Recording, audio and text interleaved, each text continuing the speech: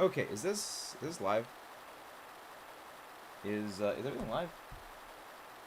Okay, so I think this should be live.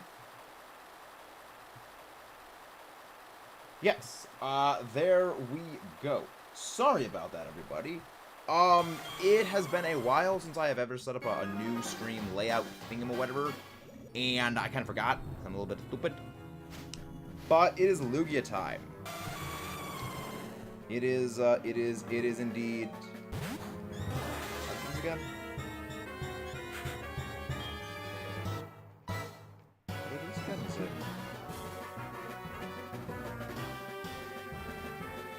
How do you do the soft reset thing again? Is it like... Oh.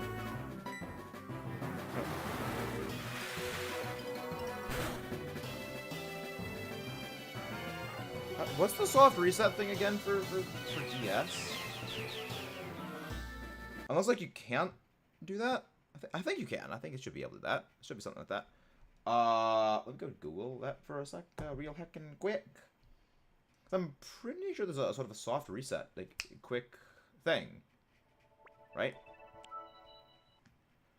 But yeah, no, there we go. We should be heckin' fine. We should be heckin' fine. Heckin' fine. Pokemon, no, yeah, DS, Pokemon, DS, soft reset, buttons. Yes, it's a soft reset buttons. Oh, LR start and select. It is all four of them. Okay, that's what it is. Okay, that's what it is. Hello, hello. But yeah, welcome back, everybody. How is everybody? There we go. There we go. There we go. How's everyone doing? Hope you're all doing well. I know I am. I don't know how to left with DS. I mean, I'm always blanking. That's kind of the generalized stuff and things around here. I am a little bit of a stupid. It is significant degrees of moronicness and idiocy. Oh really? What are you happy about, DSJ? What is the happy about? But, yeah, no, I have multiple degrees of stupid. And if you guys haven't done so already, please don't forget to subscribe for more and leave a like on the stream. I always love, you know, this game because I love the music, especially for the game. It's got good music. Got a question. Oh, very nice, DSJ. Very nice. Always a very good thing. Always a very good thing. But yeah, no, we're just doing Lugia tonight. So Ogre Ousting has been shelved. And the reason why the Ogre of Ousting has been shelved is we no longer we haven't needed to do Ogre Ousting for a good couple of weeks at this point. Ever since we got like over 100 Fresh Start Mochi in game, we were well over the necessary threshold for that. But also for kind of two reasons. One, all the draft leagues are kind of like basically winding down at this point. So I no longer need the necessary stuff and things. I no longer need the necessary stuff and things. Amazon, you unsettle me. So, also again, the draft leagues are kind of winding down. We have one more week in the standard NBBL season. Well, hello there, Alex. We are going to get more of the playthrough when we get the Lugia. You know, that's really happened. More playthroughs for you guys. That is a good Hemkin question. Hello there, McNugget. Thank you very much. I'm glad that you think it. Thank you. Many thanks. And if you guys haven't done so already, please don't forget to subscribe for more. And leave a like on the stream. Thank you very much, McNugget. We do always enjoy it. And thank you very much for the subscribe. But yeah, no, we're doing good. But yeah, playthroughs, Alex, that is a good question. That's actually kind of also a significant part of the reason that I am retiring from drafts. Is actually because I want to kind of get back to the Let's Plays in the upload series.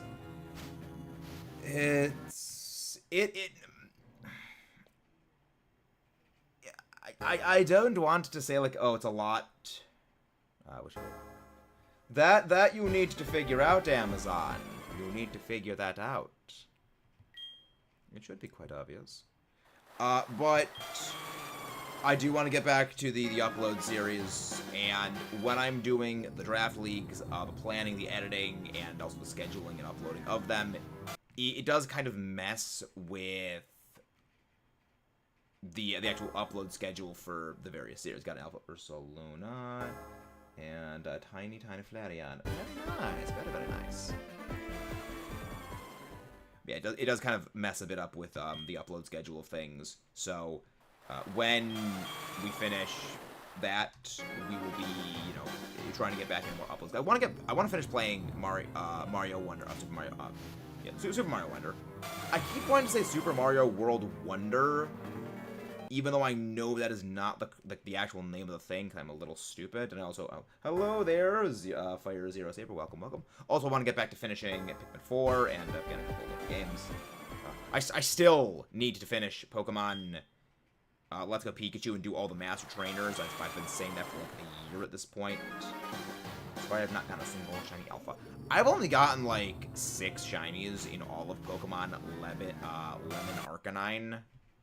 So you're not alone in that. None of them are shiny alphas. Because it is a chronic skill issue on my part. Because it is nothing but skill issues. We suck over here. We do indeed suck over here. It is the skill issues.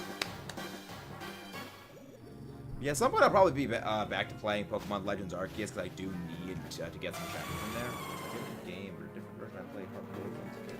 Nice. Yeah, it's actually kind of funny you bring that up, Fire Zero, because Heart Gold was the first game we ever played on this channel. About 6 years ago. God, time. The endless march of time is a thing. About 6 years ago, actually. Well, 5 years ago at the time of starting this. I started the channel. First game was Heart Gold. The first start of the thing was actually Cyndaquil. But yeah, a lot has changed since then. A lot has changed since then. And as much as some things were not good at the time, often many of those changes were for the better. I will not be going into detail. I'm probably going to actually make a video kind of talking about all, and thank you very much whoever just subscribed. I'm probably going to be actually releasing a video going over that much more in detail, probably while I am away on vacation, because that's kind of something that I want to like have, you know, be out for a couple of days so people can see it and before I, you know, come back. So that's kind of going to be something about that. But yeah, no, overall, you know, stuff has been pretty good. And I know changes have been good, getting back to recording things. Some stuff for the secondary channel, you know, still working on that. Next video for the second channel should be on Rodan, or as he's actually known properly in Japanese, Radon, which I always find it funny that Rodan's name is Radon in Japan and Japanese, and I've seen some of the movies actually is translated as Radon, because it's short for, it's a truncated version of Pteranodon, but in the West, Radon, spelled the same way as Radon, is an element, which is radioactive, amusingly. And people thought, oh, well, we gotta change the name of it because it might confuse people. It was like, well, no, it still works. So they just switched the A and the O and got Rodan. I find that funny. BDSP is a freaking huge after looking at PLA and SWAT for so long. Yeah. Also, fun fact. This is also something I just absolutely love because in the video I comment on it and it kind of just makes me chuckle. Is Godzilla is American because he was sort of an embodiment of the fear from, you know, the American, very, very dangerous concussive force exponentialators with the Fallout things. Whereas, which is funny because in one of the Godzilla movies, Godzilla actually eats hamburgers, which is just absolutely freaking hilarious. And that also means because Rodan is basically the Soviet threat of, Fallout-related concussive force exponentialators. That technically means Rodan is a communist? Technically? And ours is more famous. USA number 1. Fun fact, I played Pokemon Heart Gold since I was a kid. Don't know how much it was since first playthrough. Yeah. A lot of the first Pokemon games that most of us played, they are generally seen as our hardest, which is kind of funny. Even though many of the earlier Pokemon actually are quite easy by comparison. The earliest Pokemon games are actually the easiest Pokemon games. Gen 1, 2, and 3 are the easiest Pokemon games. People just had, and 2 and Gen 4. But a lot of people think that they're a lot harder than they actually are. Purely down to, we just had no freaking clue what we were doing when we were younger. Also, let me know if audio balancing is a little bit scuffed. Because I haven't actually done a whole lot of stuff with the 3DS in a while. So I don't know how well audio balancing is for it. So let me know if my voice is a little bit too low, the game audio is a little bit too high. Just let me know. Just let me know so I can polish things. Also, speaking of polish, I'm kind of annoyed because Tyranitar used to get rock polish as a move. It doesn't get it anymore. And I'm so sad because there are so many shenanigans that you can do with a rock polished Tyranitar.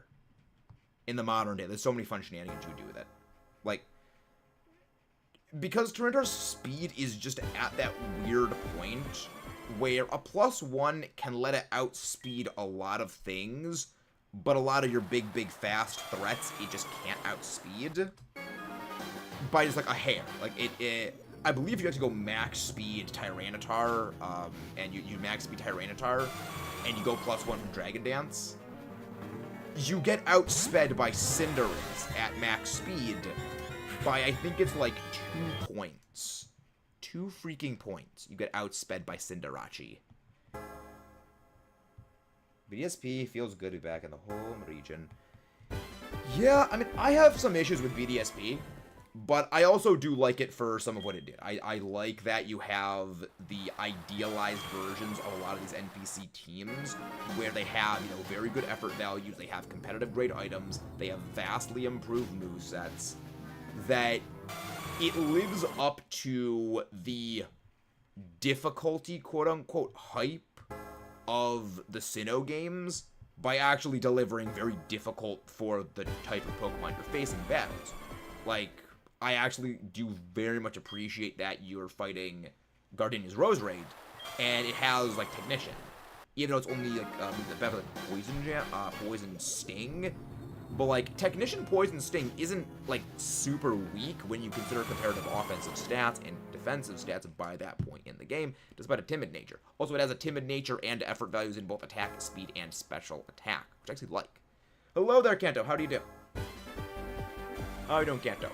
But yeah, no, Kanto, if you want to go grind Terra Shards in Scarlet Violet, just go to the Terrarium in Blueberry Academy and just run around, grab those little sparkle things on the ground, and you should get a whole bunch of Terra Shards from that. Or you can just go grind Terra Raids, and, with the Glimmer Charm now, and you just go fight those. You get double Terra Shards. Also, I believe that maybe it's this week, starting Thursday, they're gonna have the Chansey event in rotation again, where you just get a whole bunch of Terra Shards and Experience Candy for fighting and knocking out the Chansey, which is great, which again, Chansey, non-existent physical defense. Iron Hands, punch, go burr, which is freaking amazing. Did the Pokemon anime or different anime? I never saw Digimon when I was younger. I watched Yu-Gi-Oh! When I was younger, and the Pokemon anime, and Bakugan. I actually really like Bakugan. In hindsight, I'm not as big of a fan of the Pokemon anime. I don't think the Pokemon anime aged as well as the Yu-Gi-Oh anime, largely because the Pokemon anime added a lot more BS rules to things, and like just stuff that kind of doesn't really make a whole lot of sense, where Yu-Gi-Oh in its anime actually did stick much more closely to the actual card game itself. Though Yu-Gi-Oh did have its time where like it BS'd the rules in order to, you know, have some plot relevant things. But one thing I did actually like about the Yu-Gi-Oh anime, and maybe this is actually a discussion topic that I had actually somewhat planned to go talk about on the second channel, is when it came to the way that Yu-Gi-Oh handled like the BSing of certain rules and going outside of the lines on things like that, it did them in sort of equal measure to hinder and to help the main characters. You know, so you've got times where like Yugi would pull out a card, and you know that card would let him win a duel by, you know, having an effect it doesn't actually have in the real games. But at the same time, he's only in that bad situation because the opponent had, you know, a BS effect that doesn't exist in the game that they used. Send the image of whom that would be Amazon in the DMs. Also, if you guys haven't done so already, please don't forget to subscribe for more and leave a like on the stream, as true Gigachads do.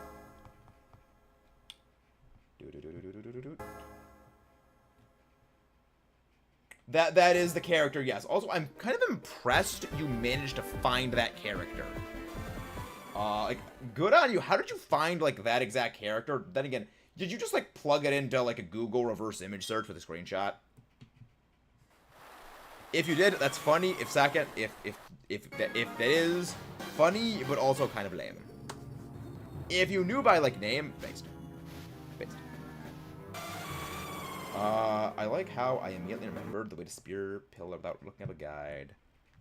That's impressive. I could not even tell you the way back up to Spear Pillar. I don't remember Mount Coronet at all. I think that they changed. Did they change Mount Coronet's layout between Diamond and Pearl and Platinum? Possibly? I mean, fair enough. Did you just, like, look up all the sprite? Wow. I mean, you know what? I respect that at the very least. I respect that for the search. Though they are not my favorite of the characters. They are not my favorite character. That you'll have to go do a little bit more digging to find who my favorite character is. But yes, that is the character. The only reason why they were in the Mothra video is because the character's, like, main motifs is, like, butterflies, and, you know, it's Mothra, so, like, it's the same reason why the one that I picked for the Ghidorah video is the Ghidorah one. Well, then again, that would also sort of an extra, like, metatextual, like, funny humor thing, because of Kaiser Ghidorah, which only is funny if you know, and if you know, you know. If you don't know, it's not gonna be funny, and it requires, like, too much to explain, in which case it won't be funny anymore. I love Yu-Gi-Oh! Anime, but I hate to play TCG Yu-Gi-Oh! Yeah. Yeah, I don't really... I never followed the Yu-Gi-Oh! Anime after... 5Ds. The last thing that I saw was Synchro Summon, which I actually really liked 5Ds as the anime. Synchro Summon, I like... Like, Synchro Summon was still very similar to Fusion Summon, so I was okay with it. It was similar. You know, it basically was like a somewhat more refined version of Fusion monsters, where, you know, where like Xyz and Pendulum and Link monsters is just like, what the frick is that? What in the actual freaking insanity are we going on here? So there's that. But overall, like, I again, I like that Yu-Gi-Oh! As an anime adheres much more rigidly to the actual game rules. Again, even though they do, like, make up some BS, like the field power bonus. You want something more impressive. I haven't played BDSP in, like, 2 months. Wow. That's pretty good. Pretty good. Yeah, I mean... I remember when I was younger, I hated climbing Mount Coronet. I mean, when it comes to Pokemon games in general, I just have a disdain for, like, basically all of the caves that you are required to go through in order to progress through the story. Because, one, it's HM padding, and anyone who knows me knows I don't like HMs. I think that they are an inherently stupid concept.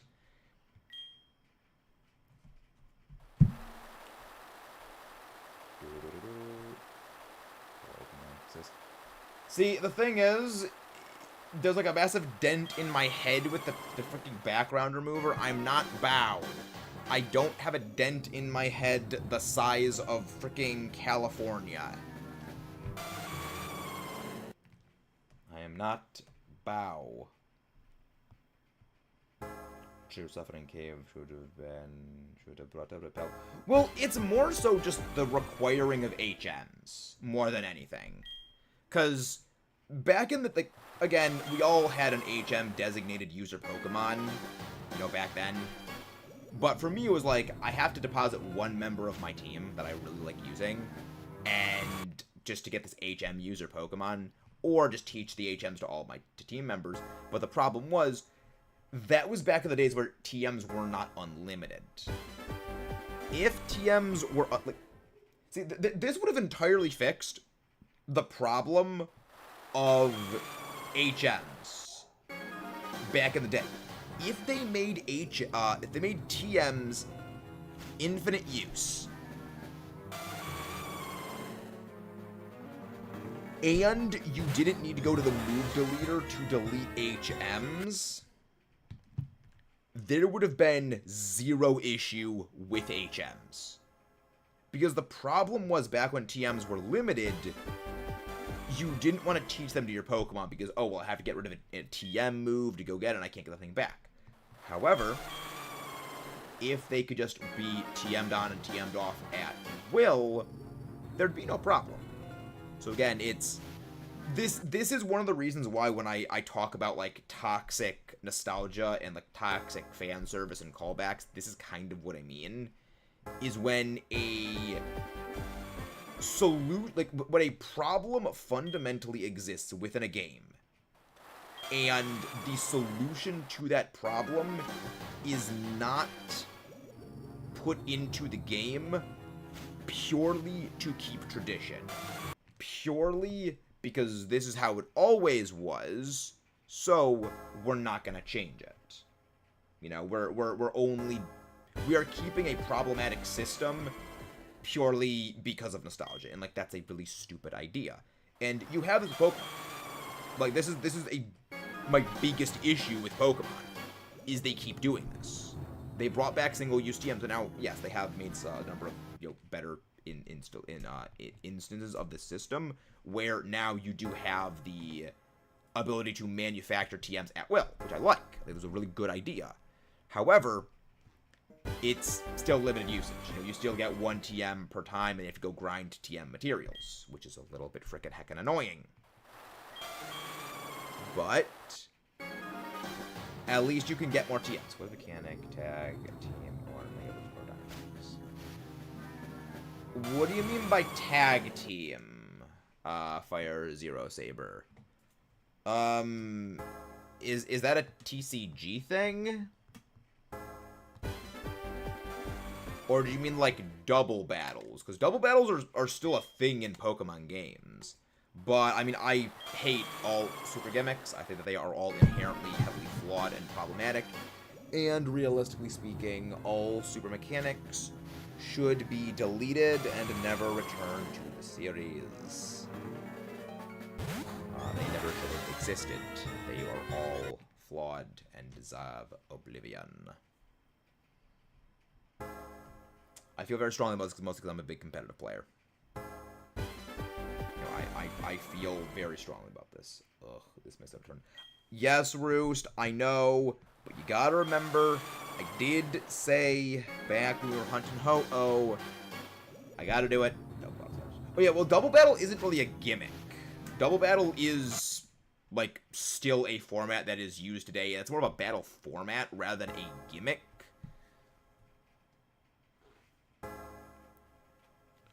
Because, I mean, the other thing is, they don't really do much with double battles, unfortunately. I mean, I love doubles. I wish they would have done... I wish they would have more double battles in the main games. It'd be really fun. Makes me dread my own ho-oh hunt when I get around to it. Just remember, Roost. Just remember. Your luck's better than mine.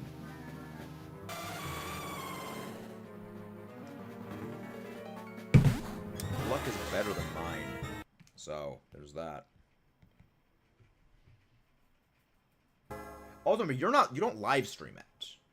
So, like, you could do it literally any freaking time. I only will do this on Sundays.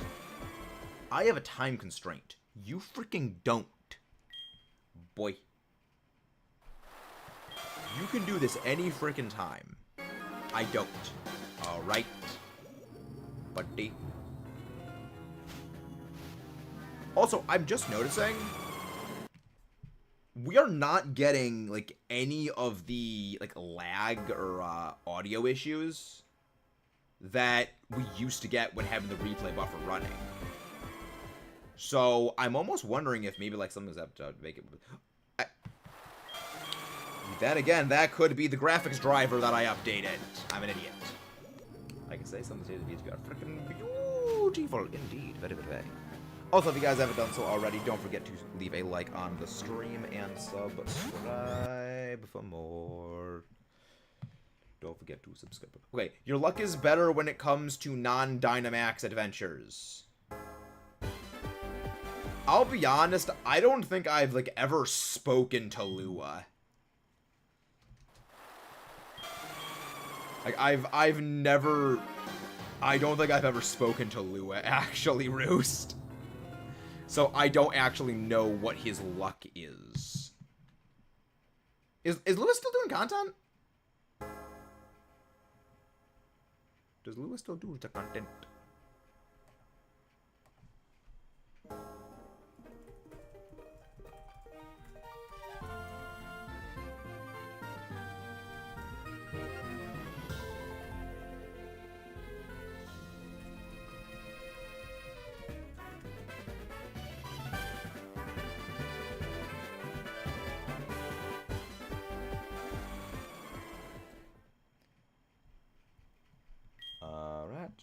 But yeah, no, I mean, Roost, your luck's better when it comes to anything other than DAs for me.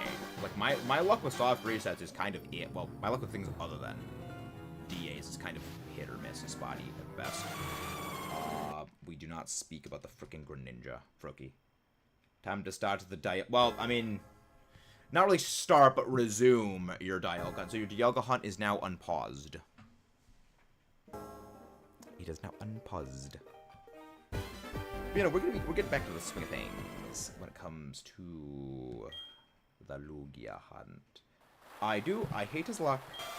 He is making a shiny only run in Fire Red, and besides his Bulbasaur at 8,200 resets, he got the Magikarp in 300 base, going for Magikarp, Eevee in 800. Then the wow, he's got the luck. That's pretty good. I mean, he has excellent taste. I mean, I'm not a big fan of Kanto stuff. But I do like, I do like Gyarados. Gyarados is pretty based. Favorite starter Pokemon in Heart Gold is Fire. Cyndaquil. That is the Fire one. Entertaining, nice.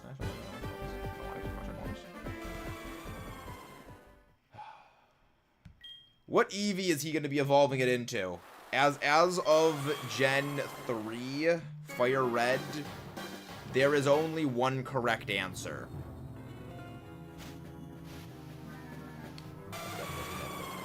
For the funsies.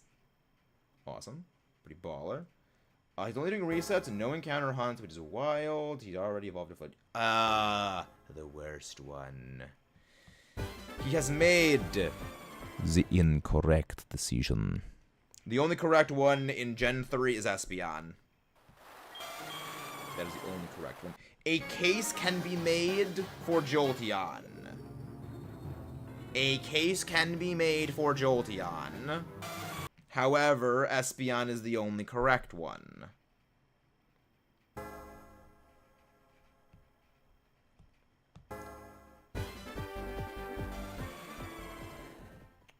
Why Flareon? I mean, I guess maybe he went Flareon. Well, actually, that makes math checks out. He has a grass type, he has a water type, and now he needs a fire type. I guess that's why he went for it. He's still wrong for going for it, though. He's still wrong for going that one.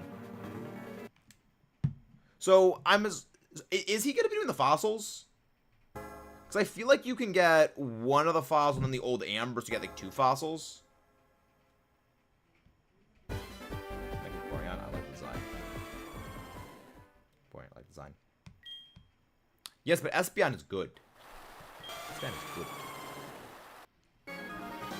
Yeah, speaking of Espeon, not Espeon, speaking of Vaporeon, actually I have to fight one next week for the NBBL. Raxos, he has Vaporeon on his team. Now, I have 2 of the Eevee evolutions on my lineup. I've got Leafeon and I've got Umbreon. Not sure if I'm going to be bringing either of them against him. Keep in mind, Raxos is also the guy that has Urshifu Rapid Strike and Urshifu Single Strike. He has both of them. He can't bring both of them to the same fight against me, so it's basically a guessing game of which one, like what it is. So, Raxos' team, let me actually go grab the team sheet for it. So, Raxos' team is Urshifu Single Strike, Urshifu Rapid Strike,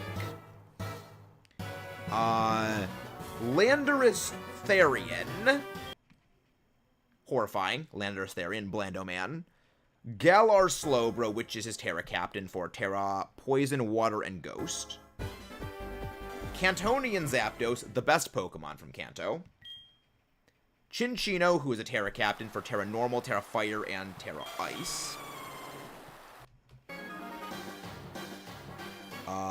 Scizor, which does Scizor things, it's Scizor, Comfey, Trevenant, and Vaporeon. Now, my team is the always glorious Hard Sand Core. Excadrill, Tyranitar, Terra Gyarados, Sneasler, Rotom Heat, the little toaster who could, Mimikyu, Latios, Umbreon, and as of last week, I actually switched out 2 of my Pokemon, and I picked up a Mungasus and Leafeon, and Leafeon is my newly added Terra Captain with Terra Grass, Fairy, and Rock. So it's a thing. It's a thing. You can do 1.5 rates before BD's game. Okay. So you do have the advantage when it comes to the things, Neo, because my resets are not on point at all times. You know, I don't reset like that maximum efficiency. I do sometimes though. But yeah, no, that's gonna be a thing. Also, friendly reminder, Urshifu Rapid Strike, the water type, gets Thunder Punch. Yes, it gets Thunder Punch. Keep in mind, I'm running Gyarados. My single brain cell play for all of my Draft League matches is Gyarados Dragon Dance Go Burr. Urshifu Thunder Punch. I don't like the way this. I don't like this. I don't like these odds. Also get Intimidate, Landotherian. And Zapdos, because Zapdos actually survived like +3 Waterfall from Gyarados. And I don't want to get staticked. Wait, I don't need to finish the deck to get the Cantonian started. I thought you just needed to beat Red. I thought it was just you had to beat Red for that. I can double check actually. Because I never filled out the decks in Heart Gold or Soul Silver, and I have been able to get the starters. Gift Pokemon. Also, you can get, you know, the Mudkip or Mudkip Charmander, not Charmander, Mudkip, Trico, or Torchic from Steven, as well as the Beldum, which I believe that is also you have to beat Red. And possibly catch Groudon or Kyogre for that? I don't actually remember all of the full ins and outs of details of that. And again, if you guys haven't done so already, please don't forget to subscribe for more, and leave a like on the stream. If you're watching this in mobile view, just double tap the stream screen, and that will leave a like on. Wait, what have you done? What have you done, Amazon? What have you done, Amazon?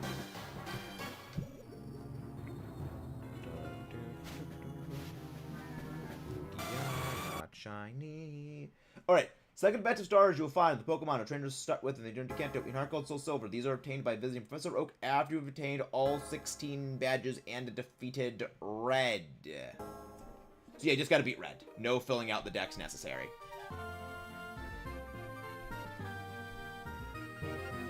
Yeah, chip simple. Simple and straightforward. So simple, even a Sly guy can do it. 1.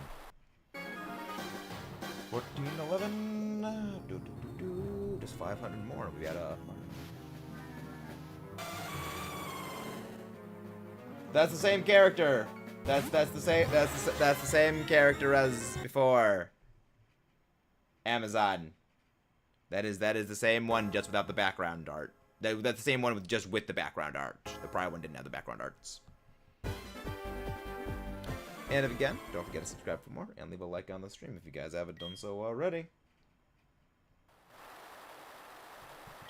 But yeah, no, that character was not based on a real ship. They were a fake man of one.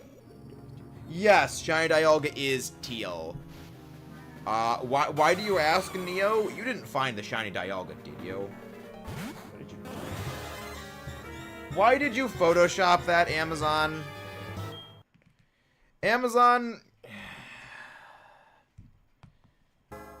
You deserve oblivion for that, Amazon. That is worse than those Dio photoshops. What is the better to catch shiny or battling many times? Breeding, because of Masuda method, is the better way. You know what you did, Amazon. You know what you did. You know why it is incorrect.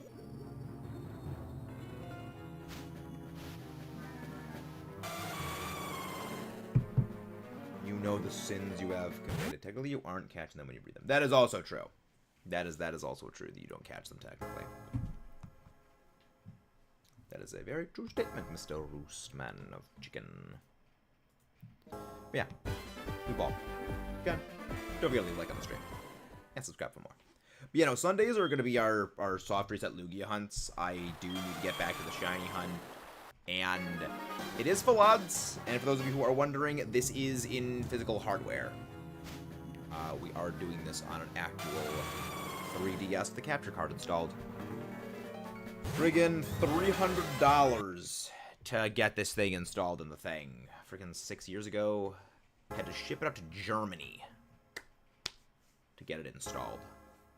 Yeah, that was a very, very nerve-wracking series of weeks when this thing was just out of the country, because I needed to send this out from my college campus and, you know, have it be sent to Germany and then have it be sent back to me. So there was that. You know, and the whole time I was like, when's it coming back? When's it coming back? When's it coming back? When's it coming back? When's it coming back? When's it coming back? When's it coming back? I didn't know. It took like a month for it to go, because again, I had to go across the ocean, had to get shipped to Germany, they had to install the thing and ship it back. It was a frickin' heckin' thing, and yeah, that happened. It came back, I mean, it's good. It works. Yeah. I do love this thing, and I'm a big fan of it. You know, it works well. Did you know the real life of the kid that read lips? Yes, I do remember that. I do remember that. Yes, book outside of moon is hard to find. Yeah, it's very expensive. Yep. Yeah, I actually got this on the cheap because I bought this 3DS refurbished off of the Nintendo website back when, you know, they still sold 3DSs like 6 years ago. And I bought refurbished because it was cheaper. But also, this is my underlying brainwave logics, which, I mean, agree or disagree, you know, if you know, depending on things. But my thought line was this.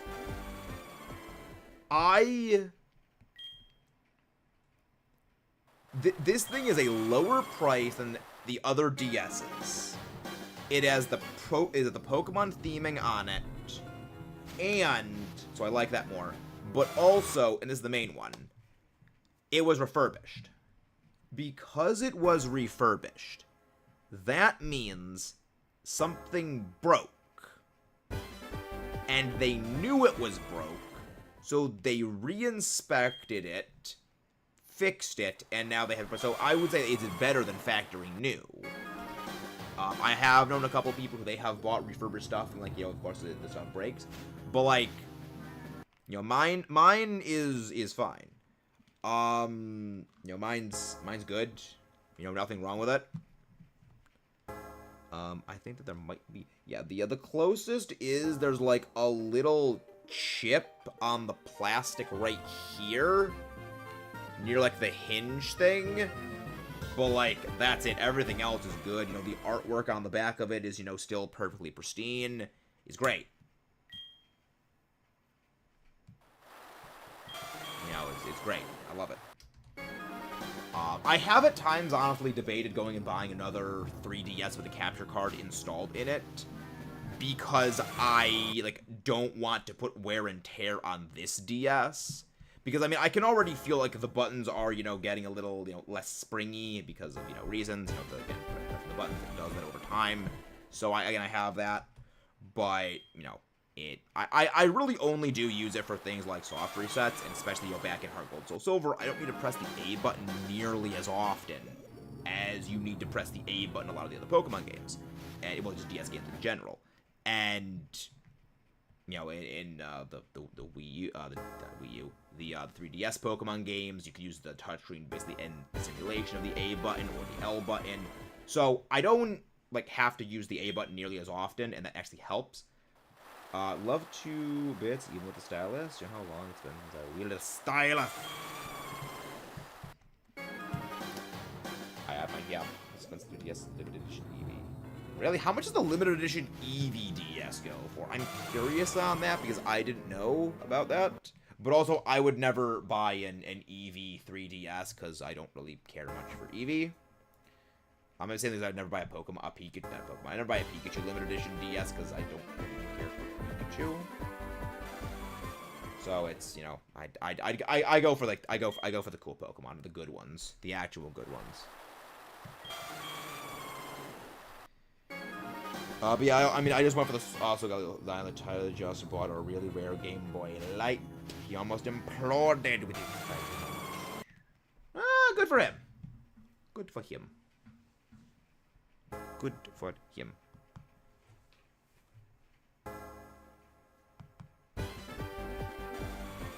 Yeah, again, at some point I probably will be buying like a 2DS with the capture card installed in it, just because I do want an auxiliary capture system.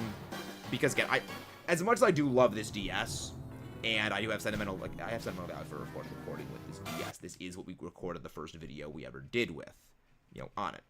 So it has sentimental value to me.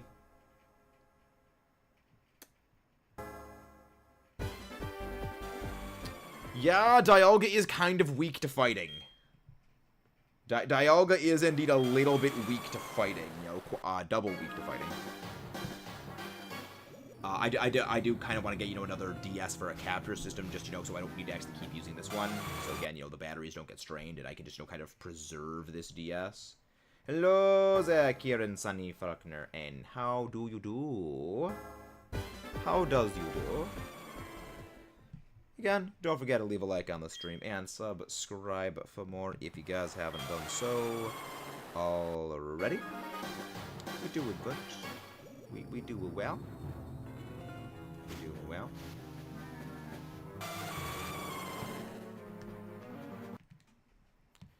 But yeah, no, it's gonna be something. I look forward to it. I look forward to a lot more stuff and things. But yeah, no, we're not doing ogre ousting anymore. For streams. The ogre ousting streams are discontinued. Like, I don't dislike ogre ousting. I just, again, don't need to do it.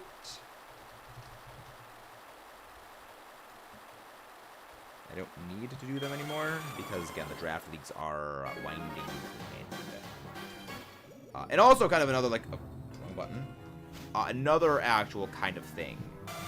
Raxos and I will likely not be battling on Switch if I remember correctly, Raxos said that they are moving and they can't really play on Switch. So we're gonna need to battle for our Draft League match on Pokemon Showdown. So unfortunately, not this week, but the week after. So a week from this Saturday, or 2 weeks from today, actually. 2 weeks from today, there will not be a Draft League match, because that Draft League match will be on Pokemon Showdown, most likely, and, you know, it's just not really the same.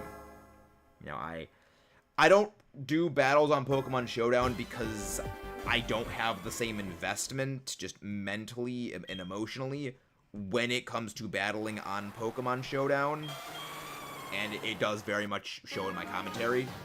So I'm not gonna be, you know, doing that with it. Also, again, like, my commentary would not be nearly as good. But look, the weird thing is that I have a lot less investment, because when I build my team and I use it in the game, there's more investment in it. Like, I put the team together with my own hands, not I just slap the keyboard and plug numbers into a calculator, which is what it feels like, because Pokemon Showdown is literally a damage. It's a simulator. It is a battle test simulator. So it's like, it doesn't give the same impact to me. It's one of the reasons why I don't do random battles. Is just, it doesn't feel the same to me, and I don't enjoy it for that reason. So again, we're not going to be having a Week 8 match. It's not going to be against Raxos, so unfortunately, you guys aren't going to see that. I hope it goes well. Again, he's got Urshifu, and he's got Landotherian, which are two Pokemon that terrify me.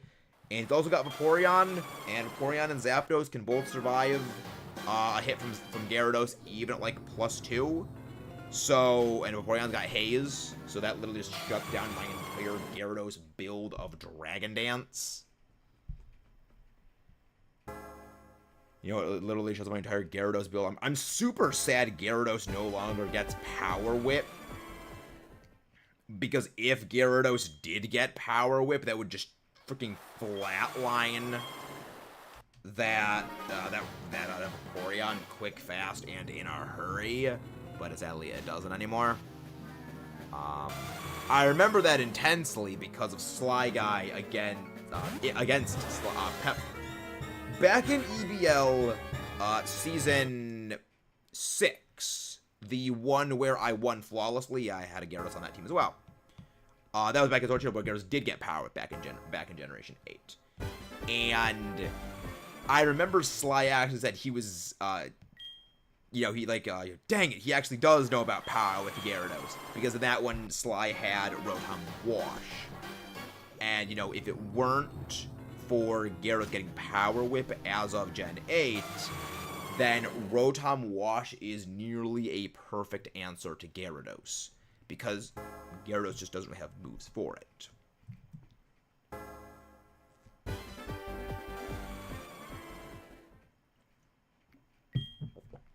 But as of, you know, as of Gen 9, it doesn't have Power Whip anymore, which is big sad energy hours, because now Gyarados is vulnerable to the washing machine.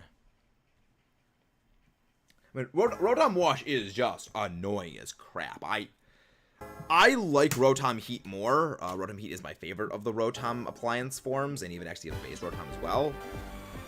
But Rotom Wash is just the annoying one, because Water Electric with Levitate only has one weakness outside of Freeze Dry, which, you know, that's Grass. And, yeah. Grass is generally not a very good typing offensively in Pokemon. Like Rillaboom, you know, I can hear Rillaboom laughing in the corner, but Rillaboom is kind of the exception to that idea. You know, Rillaboom is the anomaly. Well, Rillaboom and Sun Hyper Offense Team Venusaur, but again, Hyper Offense Sun Venusaur is kind of more of a doubles thing than really singles. But yeah, no, that's a thing. So yeah, Rotom Wash is terrifying.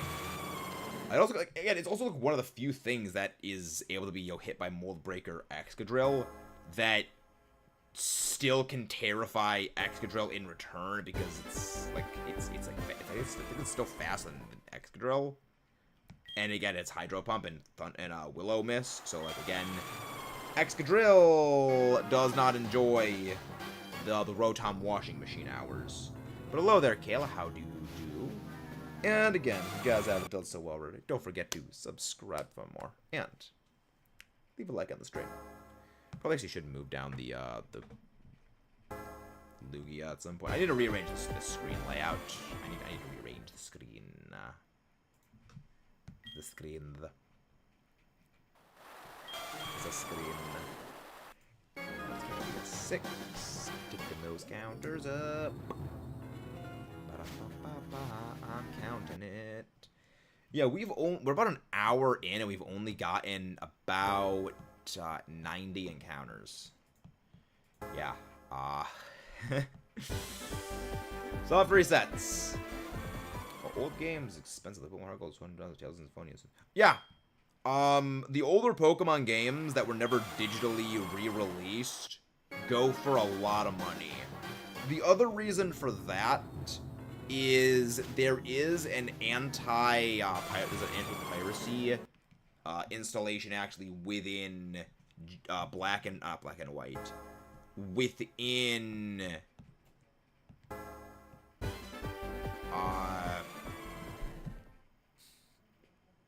within Heart Gold, Soul Silver, so like emulating them is a lot harder because it got the anti-piracy feature that is actually involved in the game. I like that.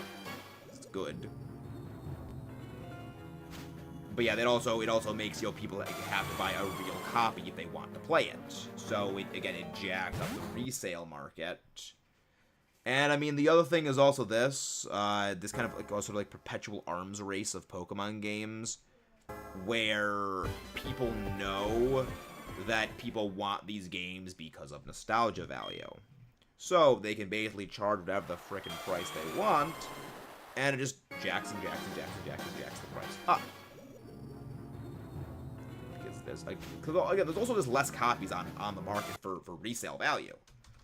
Like, these games sold, you know, I mean, yeah, like a couple, like, I think like 15-something million units. But you gotta remember how many of those cartridges got damaged or destroyed after sell. You know, I would assume like maybe probably like a couple thousand. Again, not like, you know, back to millions. But, you know, a lot of them probably got damaged or worn out or broke just from overuse, or so got lost and misplaced. Then you've got, you know, all the people, they still have them, like, locked away somewhere, they forgot about it. And then you've got a smaller market of people who, you know, they have the games and they sell them because, you know they can get a lot of money for it. Again, probably a lot of them are in, like, game stores like GameStop or Game Craze, or, you know, in these secondhand sale markets. And they're just keeping them in cold storage because they know, or, I mean, this is what I kind of think happened. They have, like, people who work at those stores, they buy them, like, okay, someone comes in, they sell, because, remember, when it comes... Oh, yeah, the Japanese versions are cheaper, because, if I remember correctly, you cannot play Japanese games on a non-Japanese DS. It was only, I think, as of the 3DS, or yeah, I think it was a 3DS, where they kind of got rid of the whole region locking thing in games. I'm doing well, Kayla. I'm doing very well. You know, it was only like as of like the 3DS where that region locking went away, and so it does.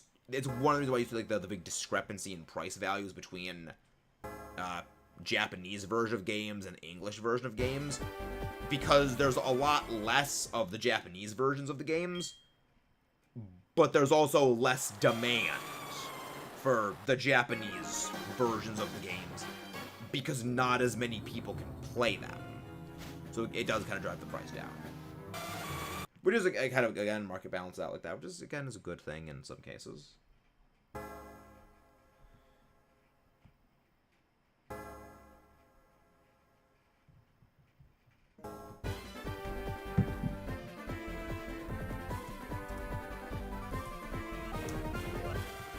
But yeah, no, it's a thing. It is a thing, and that is a thing that exists. That is a thing that exists. 1444. Oh boy. Lugia does not want to sparkle. I mean, watch Lugia go like 20, 40,000 encounters before we get the shiny. Okay. I read that quickly and thought, of course, Dialga shines. But not reading the, of course, if Dialga shines. I know why English version is better than Japanese. Well, no, it's not because of that. It's because you actually cannot play Pokemon, like, any Japanese video games on a non-Japanese DS. It actually kind of works the way with a lot of the region-locked games, where I believe you need a European DS to play, like, the European copies of the games. You need, like, a North American DS to play, like, the North American copies. It's really dumb, but that was, you know, how it happened. The games were region-locked. And, you know, they got rid of that region lock, which again was a good decision. Dude, one day I'll be able to say that. Yeah, one day I'll be able to get that Dialga. Just like one day I'll be able to get this frickin' heckin' Lugia. Frickin' heckin' Lugia. Trust me, this is a lot funnier than the people doing the same thing. I mean, yeah. Agreed. Very agreed. Don't forget to subscribe for more. And leave a like on the stream if you guys haven't done so already. Nope. Nope. Nope. Nobody. Nope. One day we'll get it. Yeah, also, so the contingency plan with this is Master Ball.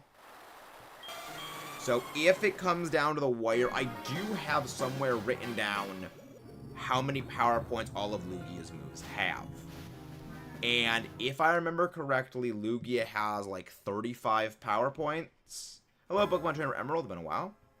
Yeah, if I remember correctly, Lugia's got like 35 power points in total. So, if it gets to like 33, 34 turns, I'm straight up clicking Master Ball. I'm pretty sure we already beat Claire. I think in order to get to this, I think to get to this part of the game, you actually do need to have beaten Claire. Hey, look. On as early as the 3DS, I played. Yes. Yeah, the 3DS is, I believe, when they got rid of the region lock, which was a good thing, because the region lock is freaking stupid. But yeah, again, Pokemon, I mean, Nintendo and Game Freak make, you know, gradual improvements as time goes on. Okay, 100 encounters. We have been live for an hour, and it took us that long to get, you know, 100 encounters. Yes, we are planning on taking down the Elite Four and Lance. That is indeed a thing that we are doing. Honestly, something I kind of want to try doing is getting as many ribbons on this thing as I can. But that is going to require me to get a Gen 4 Sinnoh game. So I can get the contest ribbons. Unless, yeah, that Umbreon is tough. Not really. Karen's Umbreon is not that tough. I mean, Umbreon I know is tough. I'm using one in the NBBL, and the frickin' thing's a brick wall. Umbreon just refuses to get game-ended by just about everything, because it is friggin' brick wall, and I love it for that reason. But that is also an Umbreon that has, you know, full defensive effort values and max HP effort values thrown in it. Also, it has Foul Play and Snarl, and a Wish for recovery support and lefties. Without that, it really does not have nearly as much potency.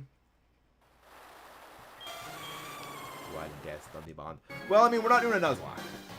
So, this ain't no Nuzlocke.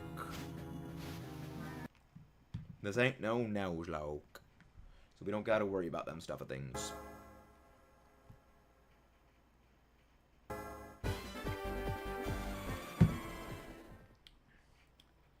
It's Rowlet useful, not full move. It's good. I'm not sure I know what you mean by that, Fire. Not sure I know what you mean by that. No, Lugia. Yeah, if all goes as planned, we should... Dialga should take it time to shine. Yeah, indeed it does. Yeah, I mean, so is Lugia. But, you know, overall, overall, I think we're gonna get Lugia eventually. We do about like 200 encounters per stream of this, so you know it should take a while for that. Let's see what 200 encounters. So if we get 200 encounters, let's do some quick math for this. Let's see. So let's get 280 minus 1. Just do that quick math. Just sum up like that. That's one. So 6,800. So 6800 divided by 200. 34. Yeah. So 34 weeks. So yeah. Again, to get to odds would be about more than half a year. So I mean, again, unless like we speed this up, we do more, more days than this just a thing. But I mean, I might do some off screen. Maybe I'll do some off screen, but I don't think I will. We will not be hitting this before the end of the year. But yeah, no, it's thing. I know pixel art sprite. Yeah, I prefer the pixel art sprites. I think that they're by far better than the 3D animate, the 3D models. I love them. I think that they're just so much better. Mostly because I just think they have more personality. Gen 5 really just did it well. Gen 5 literally is built freaking different. Gen 5 just hits different. It's so much better.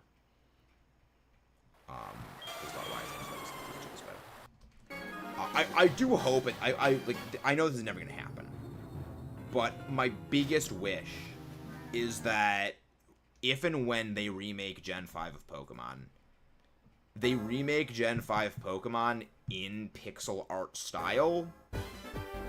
Again, I know it'll never happen, but that is my hope. That's my wish. Purely because I just think it looks better. I mean, the other thing also is this. It's a heck of a freaking lot easier to develop a game like that. It's easier to program. I remember now. Do you have save the Kimono Girls, the Ice Cave, Be Clear, press them? No, it is the Whirl Islands. Seafoam Islands are in Kanto. Seafoam Islands are where you get Arctic Uno in the Kanto region.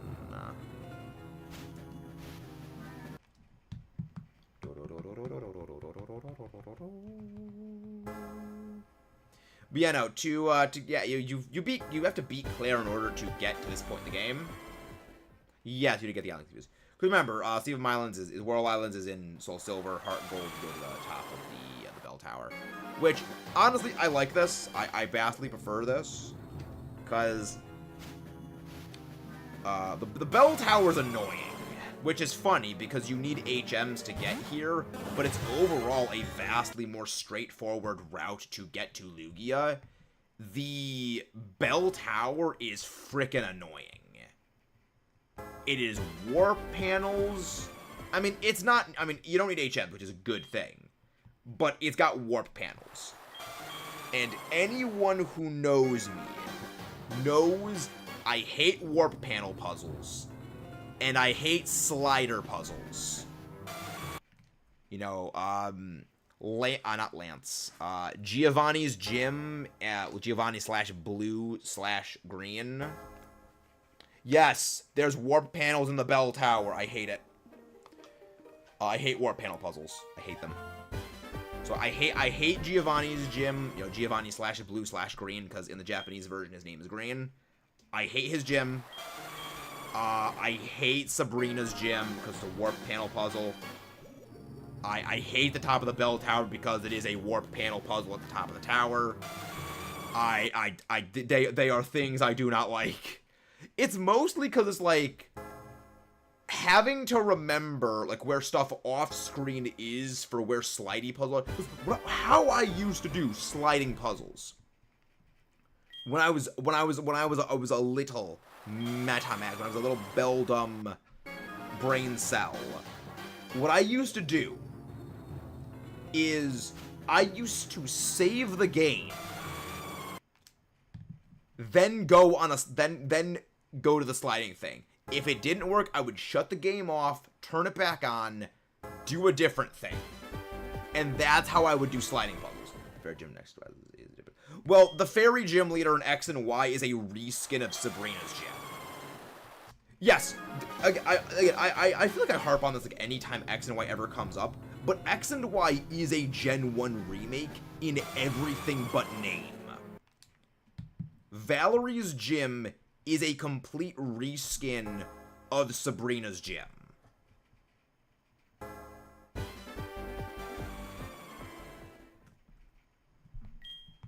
Like, I find this, like, this shows one of the reasons...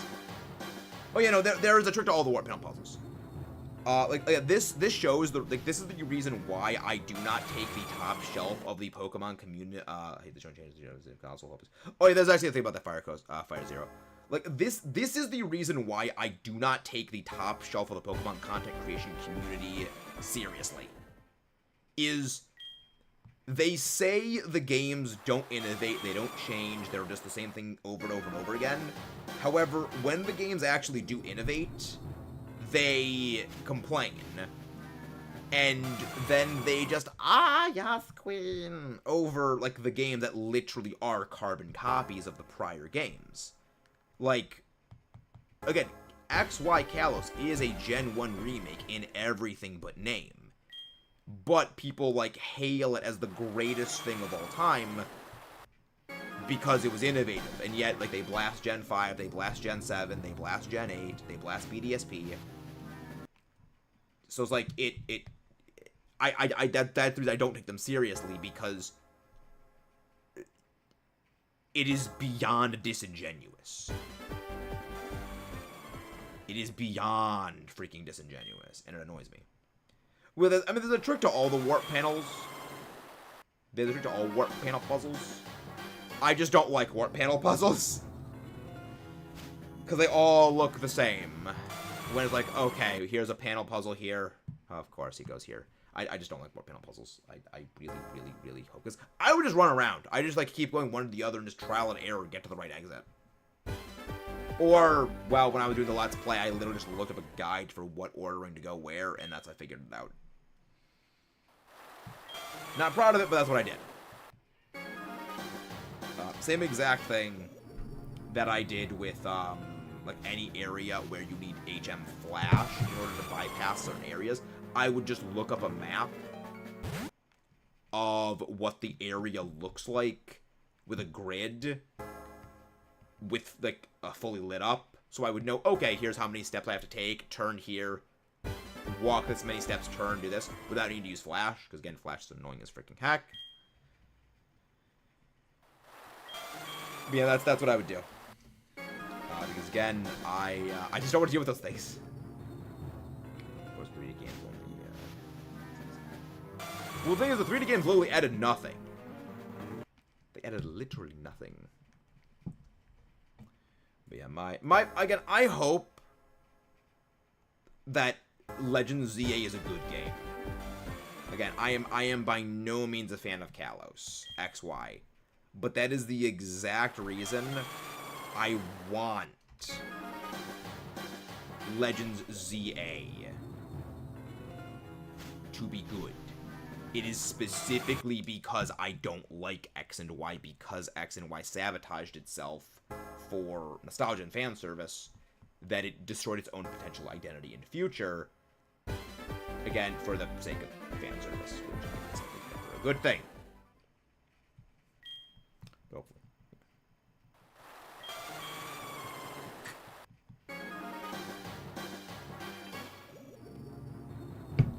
But we'll never know until the game comes out. Like, we've got a little over a year before ZA comes out. It's gonna be fun. I hate Sony for charging people like $2 out of the console. No,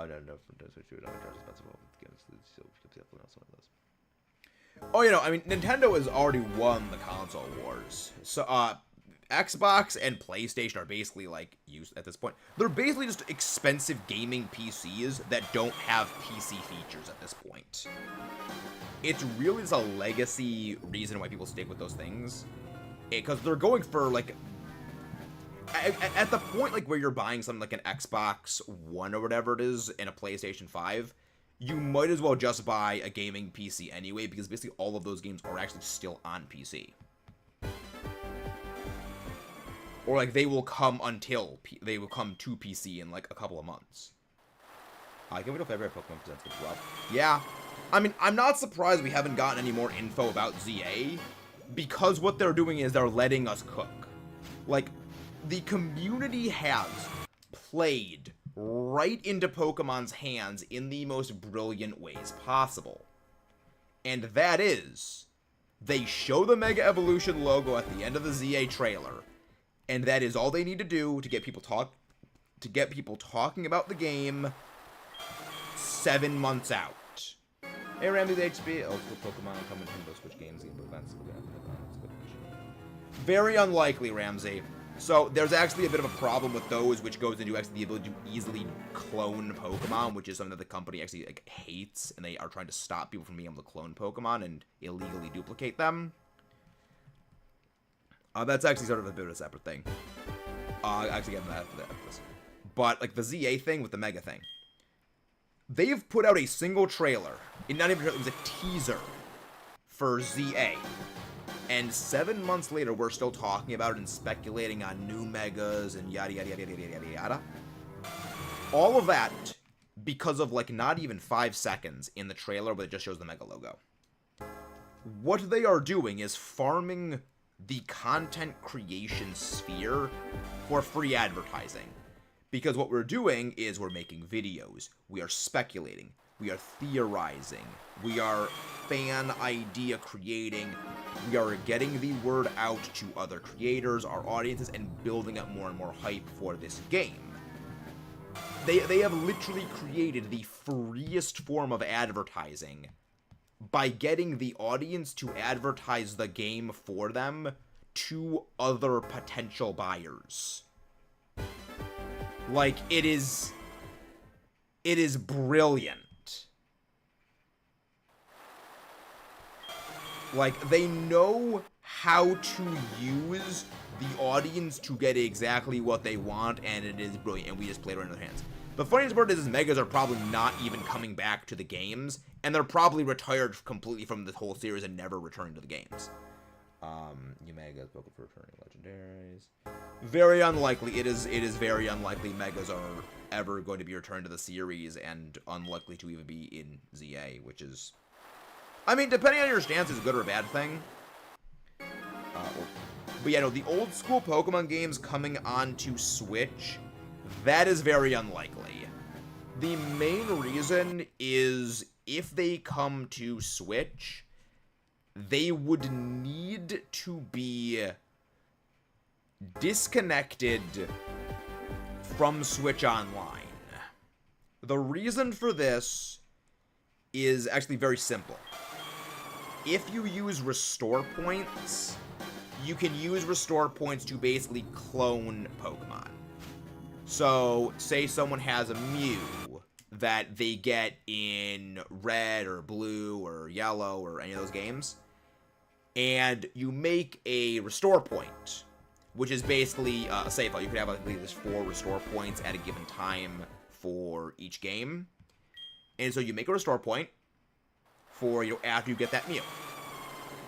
Then you send that Mew into Pokemon Home, so it is no longer on your game. Then you just reload your restore point.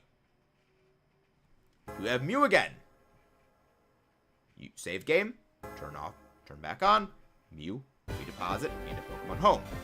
And what you can do is basically clone that Mew over and over and over and over and over again.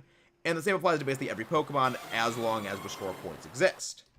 So the trick would be either entirely disconnecting the Pokemon games from the restore point system, or well, again, the main way is just disconnecting the restore point system, which again would be a whole huge hacking technical nightmare to do. And also the thing is, it is red, blue, green, yellow, gold, silver, crystal, ruby, sapphire, emerald, fire red, leaf green, diamond, pearl, platinum, heart gold, soul silver, black, white, black 2, white 2, sun, moon, ultra moon, X and Y, or S. It's a lot of games. Even if they released, like, a bundle of them, like a single game that has all of them on it, it would literally be, like, 15 to 20 games in one for basically free. And they're never gonna do something like that where they just give away, like, all of those games, you know, for, like, a bargain bin price.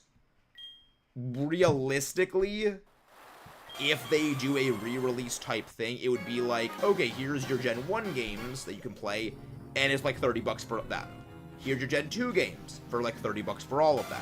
Gen 4 games, Sinnoh, $30 for those. Gen 4 remakes of Gen 2 games, for $30 for those. So on and so on and so forth.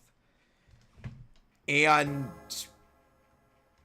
you know, they would basically use that like nickel and dime the people. They wouldn't do that.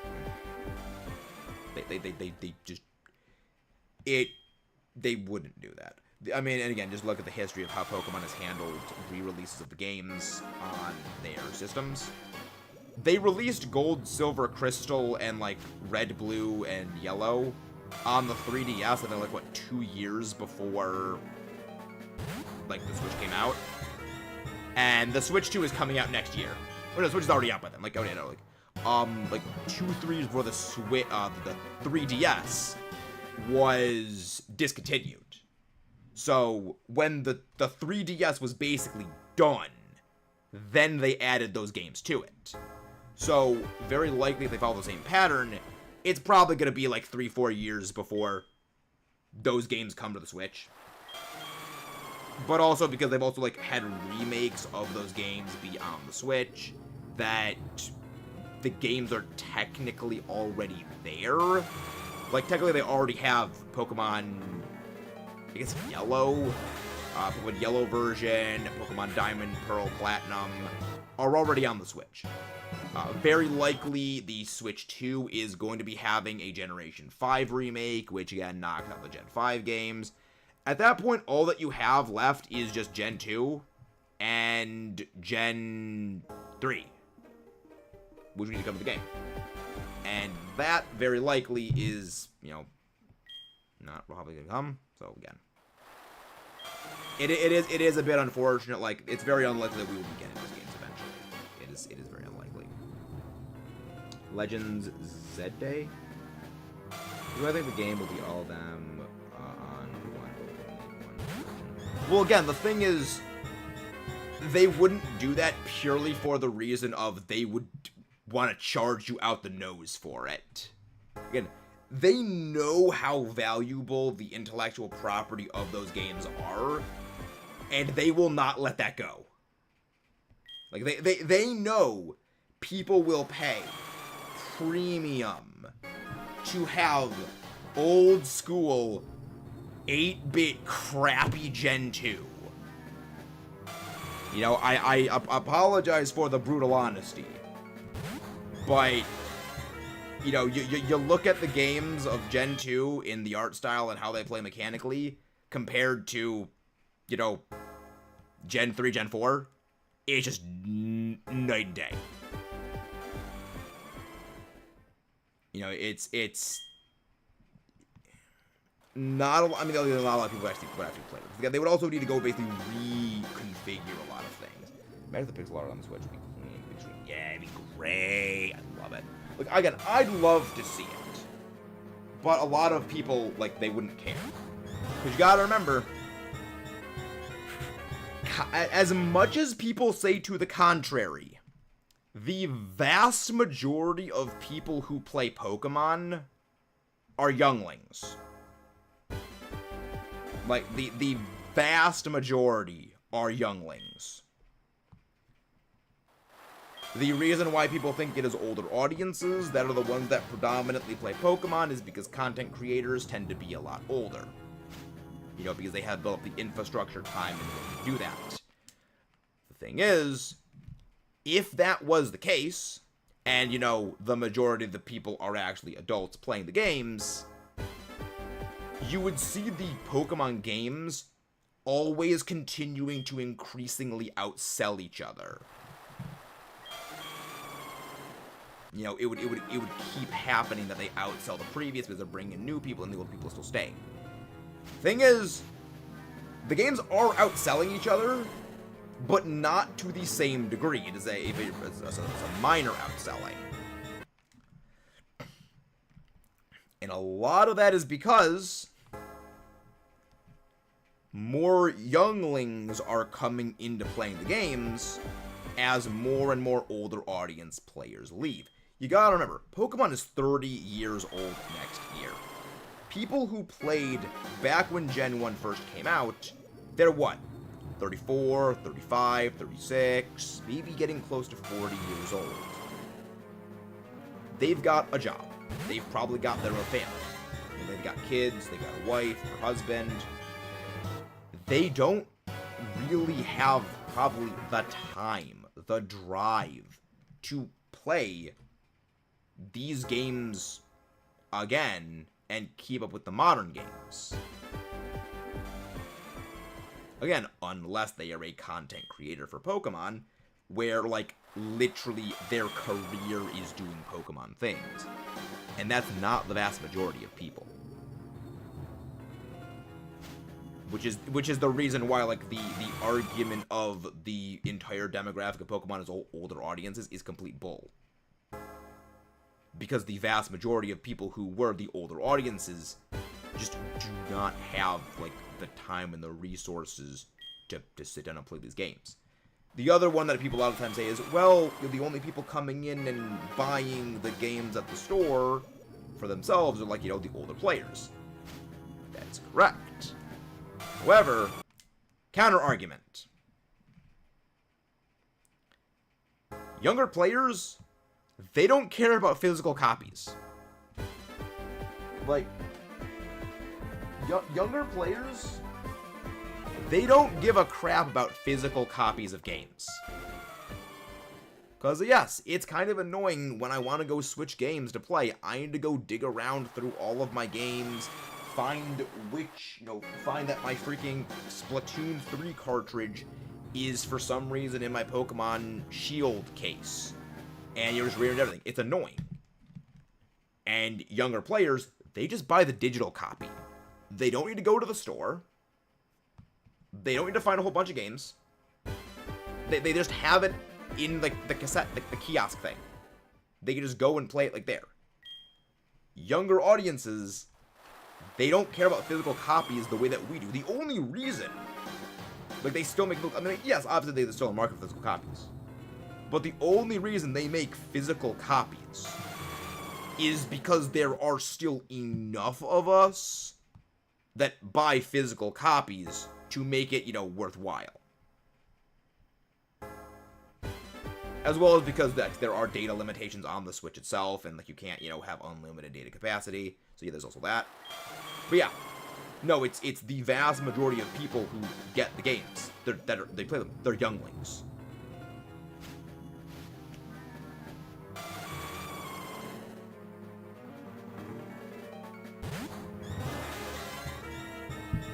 Which again, just completely shoots that idea that, you know, the Pokemon audience are just all older players, just completely destroys it. This is just simply not the case.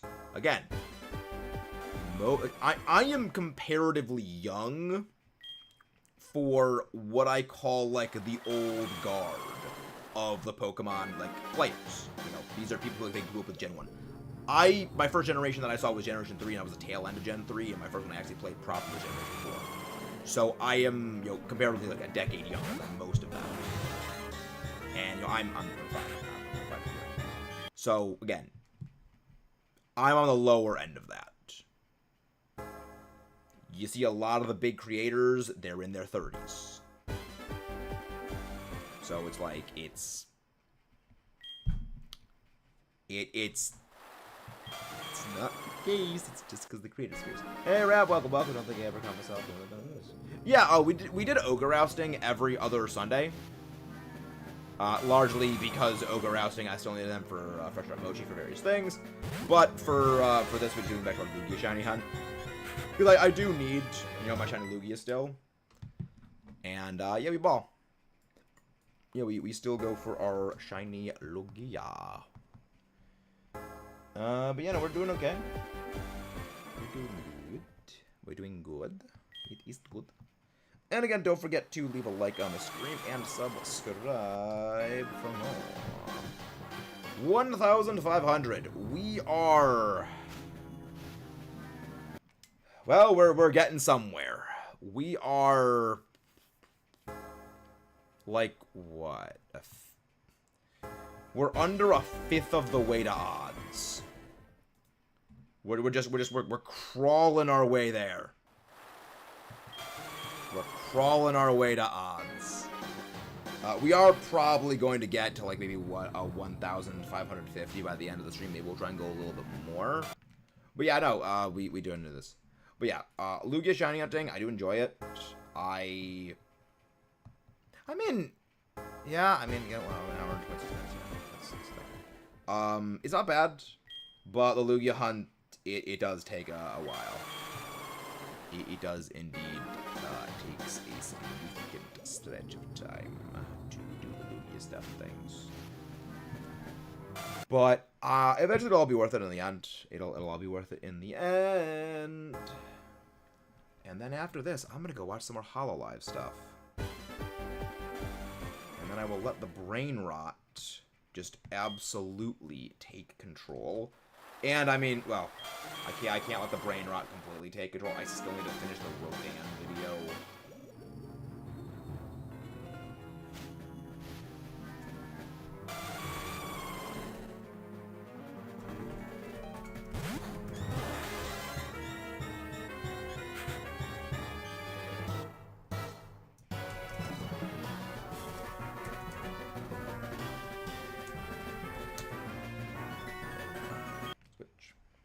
But yeah, no, we got plans. I got NBBL. It's gonna be fun. I got plans. For that. But yeah, I might end off a bit early because again, I do gotta finish the Radon video.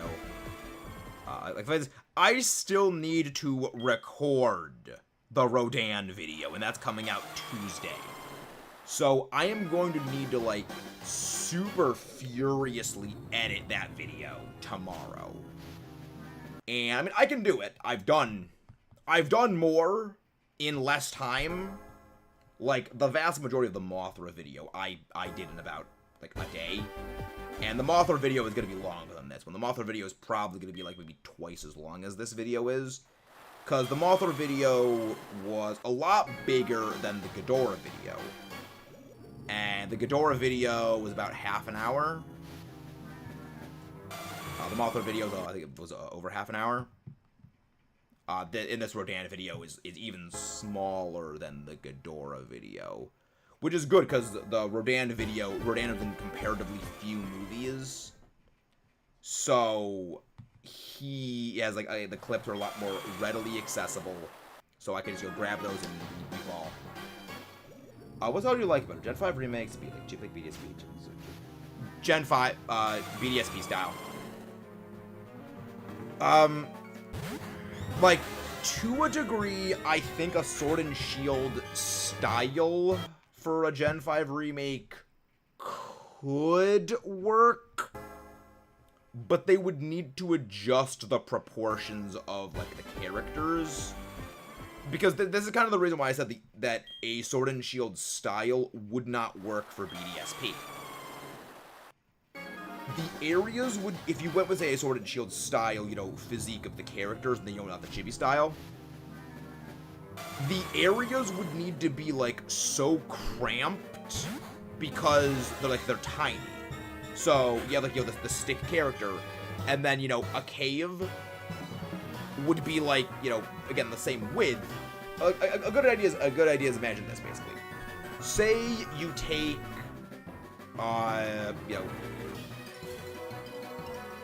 Gloria or Victor, and then you superimpose them over, say, like, a cave in, like, BDSP.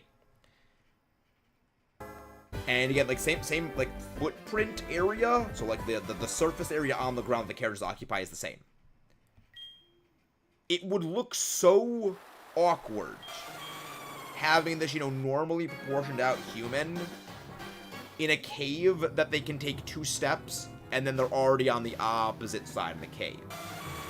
It would look very, very awkward. And again, it would look either super cramped, or, you make it look, more appropriately sized, but then you take these areas and you just expand them out, and they're massive. And then what you're doing is you are walking through a lot of basically empty space. So imagine, like, the town, like, 3 times the size, but there's, like, 3 times the distance with literally every building. It would just be so much empty space. And, like, that's the thing that people don't understand when they say, oh, they should have done, like, Sword and Styles. Like, if you had that, it would be so much empty space, you would hate it. Like, especially in caves. Imagine walking, like, 3 times the distance and encountering, 3 times the Pokemon. It would suck. Did people say that ZA is a Gen 10 game? No. ZA will be a Gen 9 game, even though I've mentioned this before. Generations are basically useless as a term these days. They are a fan term, and they do not apply to actually the way the games are made.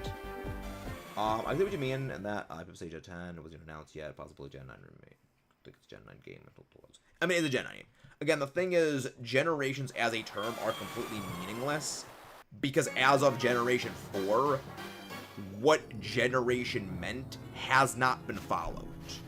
They have been adding new forms, new Pokemon, new moves within a generation ever since Gen 4. From Gen 1, 2, and 3, they were rigid. It was all of the moves, all of the Pokemon, all of the forms that are introduced at the start of the game are what are in the games when the game generation ends. So, they didn't add in, like, Deoxys attack form. It wasn't like, say, in Ruby and Sapphire, that it was just base Deoxys, and Deoxys attack, Deoxys defense, and Deoxys speed didn't exist. They were in the games. They were in the coding. You just couldn't get them. They already existed. With Generation 4, Origin Dialga, all of the Rotom forms, Shaman Sky form, none of those existed in Diamond and Pearl. They only existed in Platinum and Heart Gold, Soul Silver. Gen 5, went a little further with this. More new forms, Etherian forms of the forces of nature, Kyurem Black, Kyurem White, which again technically are also new Pokemon, because again there's the stat differences. New moves, Ice, Burn, and Freeze Shock. Now, weird little thing of Ice, Burn, and Freeze Shock. They actually have unique animations in Black and White that are different than their animations in Black and White 2. Which is a bit weird. But, like, you can't access Ice, Burn, and Freeze Shock. It's like, basically, there is coding within Black and White 2 that when they connect to Black and White allows them to be used.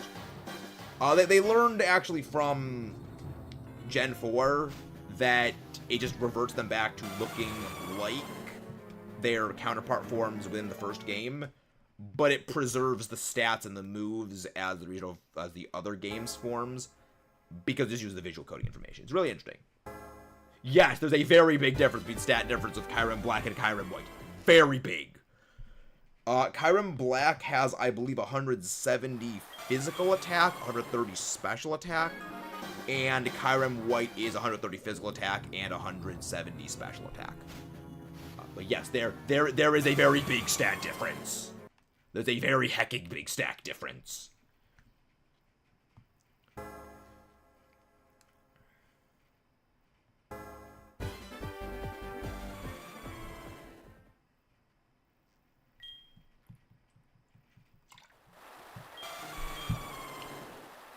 Yes, that's the reason why is that Zekrom is more physically based and Reshiram is more specially based. And again, that, you know, exacerbates within the form of the Kyurem takes, which I actually really like that idea. I really love that. But yeah, no, it's an interesting thing. But yeah, no, Gen 6 added in more Megas with Oras, as well as new additional moves. Gen 7, you know, did this with, Gen 7 Ultra did this with other new Pokemon and new moves, introduced in Ultra Sun, Ultra Moon, new Z moves as well.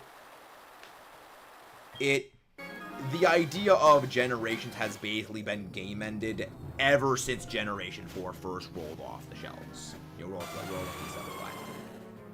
That's part of the reason I refer to things as, like, Gen 6.5, or, you know, Gen 7.5 or Gen 7.7. You know, I refer to, like, as though this half step between the next generation and the previous one, because it is a different, like I refer to Pokemon Legends Arceus as basically Gen 8.7, because Isle of Armor Crown Tundra is like Gen 8.5. I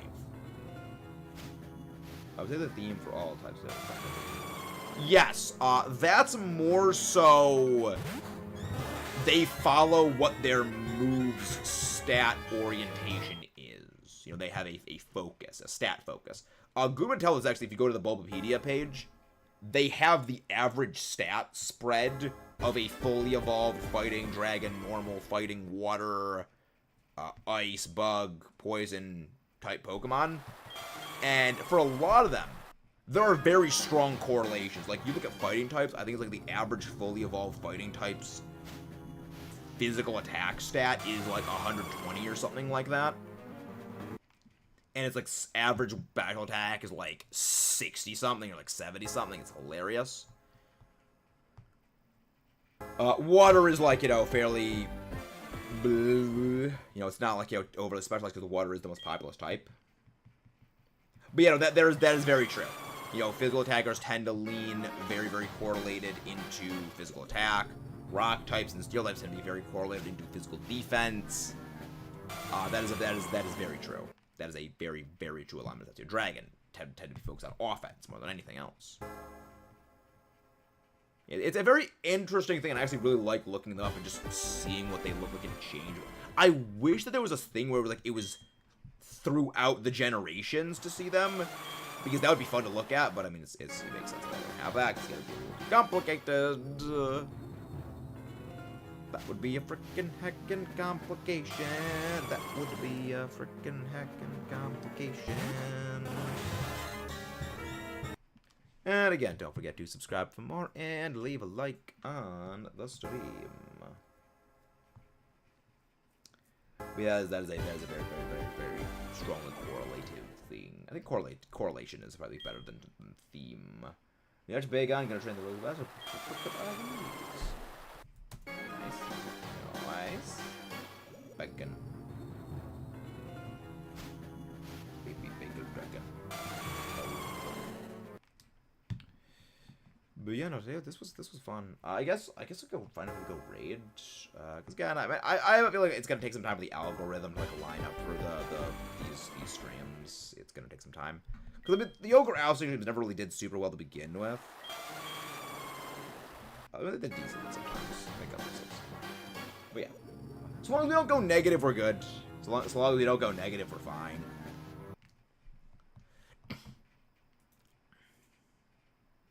As long as we don't go negative, we should be good.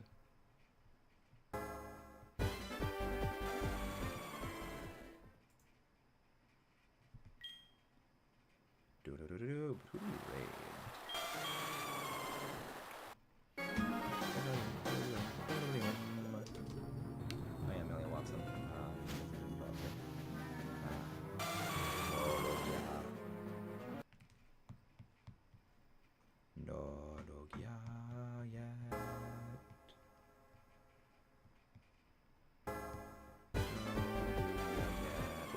Get the Lugia. It's gonna happen eventually. It's gonna happen eventually. It's gonna happen eventually. It's like Yeah, a lot of generally tend to sometimes, mostly, but not always. That was like back in Generation 1, they did focus much more on speed. Oh, okay, that's funny. That's funny. That's a funny thumbnail for that. I'm gonna need to go check that out later. Freaking T-Rex with night vision goggles as a thumbnail for them. That's just hilarious. I'm gonna go check that. Ah, God bless you, Brandon Herrera. Your thumbnails are hilarious. But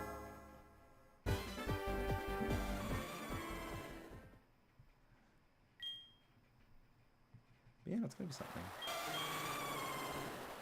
Hey, it's more of an unsubscribed podcast than unhinged YouTubers around. Nope. No shiny, it doesn't exist. Lugia's shiny doesn't exist. Oh my gosh, that's gonna be amazing. Fat Electrician's on that one, that's gonna be great.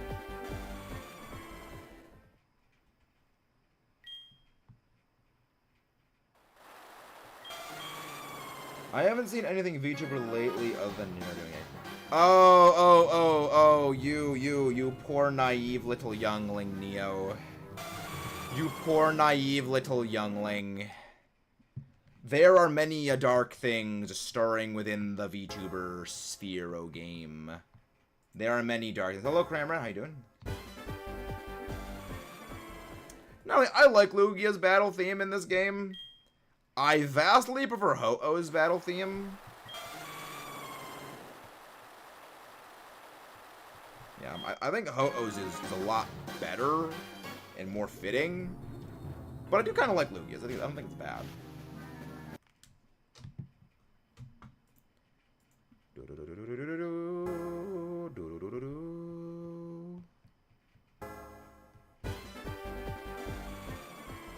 But yeah, no, we ball.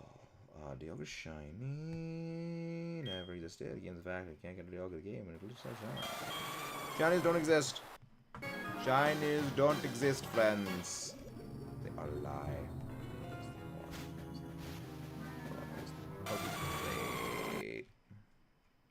I think Lugia's theme is meant to be like slower because it's it's underwater. It's meant to be a bit of a slower spawn. I think it's good. Yeah, I think it's good.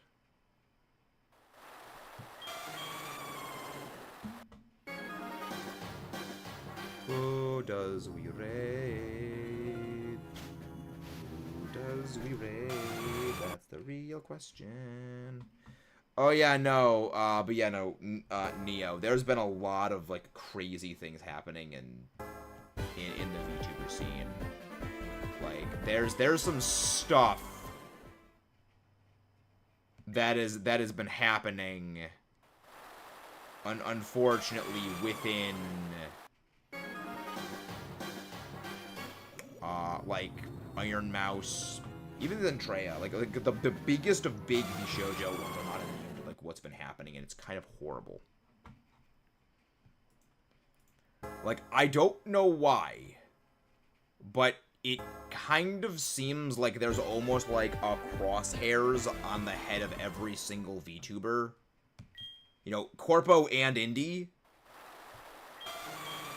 And I don't know why. I mean, well, okay, I mean, Pippa has a hypothesis. I mean, Pippa's got a thing. I can send you the video for things, Neo. But yeah, no, it's kind of crazy. Like, I think Pippa, like, they're basically being like almost like targeted weirdly. Like, why? All they do is like just game and are wholesome and stuff. Then there's the whole fruit thing, but I mean I honestly don't really know what is going on with fruit. You know, I don't really know what is going on with fruit.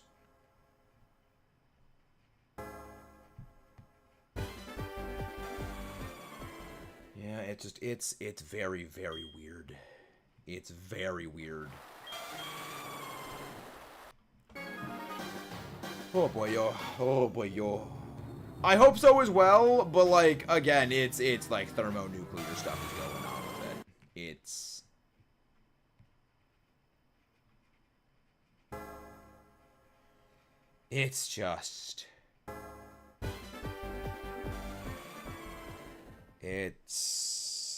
just so much happening. Yeah, I mean,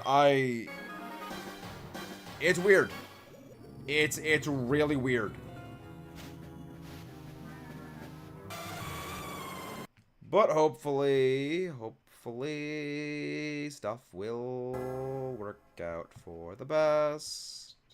Hopefully stuff will work out in the best.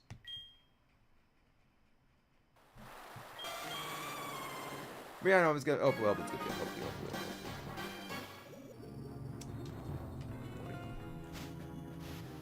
Yeah. I mean, it's like, and to think, I thought when the whole Niji Sanji thing happened and cooked off, that like, because when I first like was inducted into the VTuber community, it was during like the Niji Sanji fracas.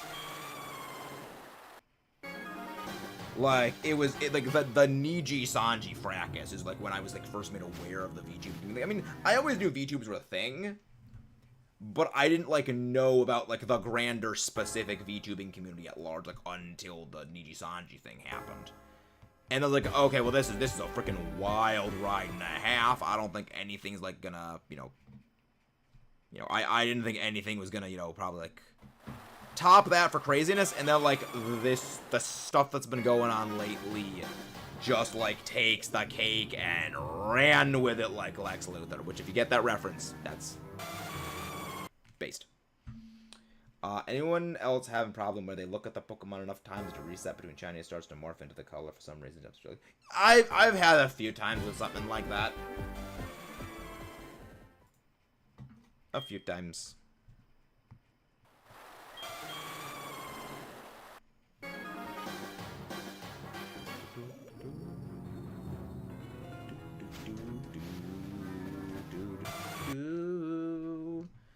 And again, guys, don't forget to leave a like. Biboo fights the fake wiggle allegations. Ah, poor Biboo. Poor Biboo. Biboo. It's gonna be something. Your eyes just like to play tricks on you. Indeed, they do. Indeed, my eyes play tricks on me.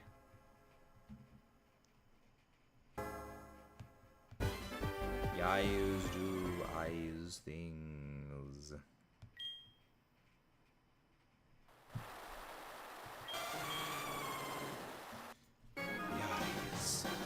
They say the eyes are the window to the soul. Well, what happens when your eyes are just constantly playing tricks on you?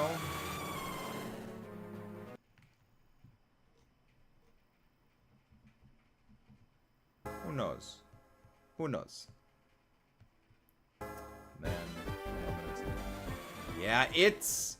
Well, okay, the thing is, I was talking with my brother. My brother knows a lot more about VTube stuff than I do. And he has a thought for why that is happening. And he also has a sort of follow-up thought line on there is going to be more. That there are going to be possibly more of the old guard of Hololive that may be graduating soon. Or not, well, not like, well, like by soon I mean like in the coming years. Which, I mean, and my brother, again, he knows the VTuber stuff more than I do. But yeah. But welcome. Again, guys, if you haven't done so already, don't forget to subscribe for more and leave a like on the stream. We are mostly just talking about like random nonsense stuff and things right now. So feel free to pop in. You know, just chat about some stuff and things. And the random assorted nonsense and shenaniganery. Because that is what we specialize in here. Girl's one that hopes he would. Hope not, Callie. Yeah. Yeah, Callie is great. We gotta remember, though, Neo. Even if they graduate, they're likely going to go on to being indies again. Like, well, not indies again. But, like, they're very likely going to be going on to become indies. And they'll still be doing, like, VTuber things. But they'll be doing VTuber things just, you know, on their own, separate from the corporate structure that is Hololive. I mean, it'll be under a different name. But, like, it'll still be the same them.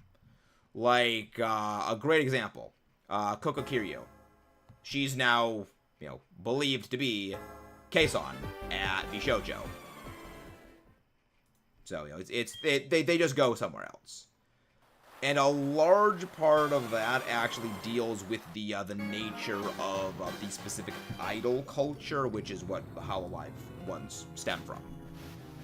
There are a few very important, very major restrictions that idols do need to be under when it comes to, you know, content and stuff like that, which that is kind of the limitation that my brother and I are thinking are the reasons why.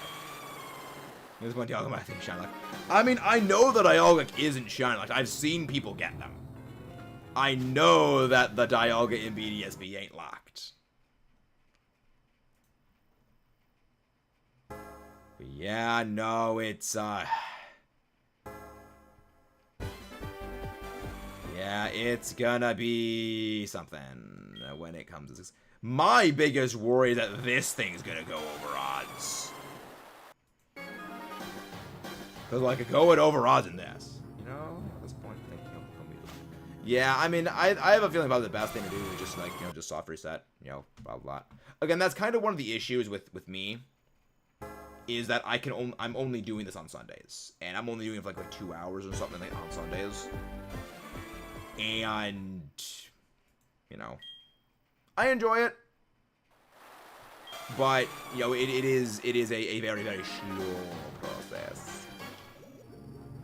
No, Game Freak. Good luck to this guy. The real one strategy. I'll go for a lot of the game, especially.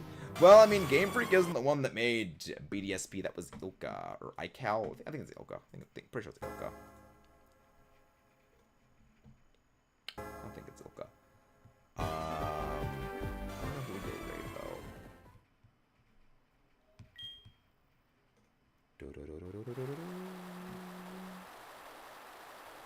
But yeah, I'm gonna go be like looking for. Actually, I think I'm probably read something we haven't raided before. But yeah, I think I'm gonna go raid. I think I'm gonna go raid.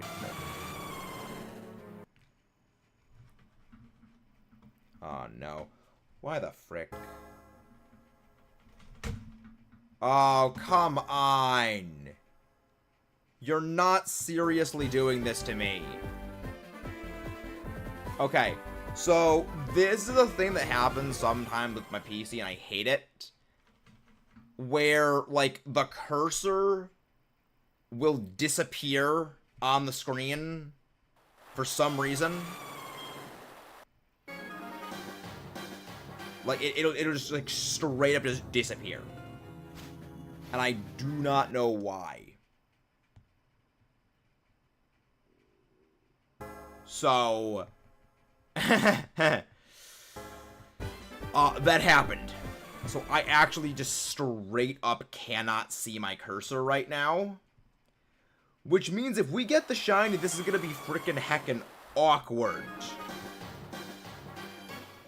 Oh, it does this all the time. Like, it might just be something in the settings that's a little bit wonky. Sometimes just like...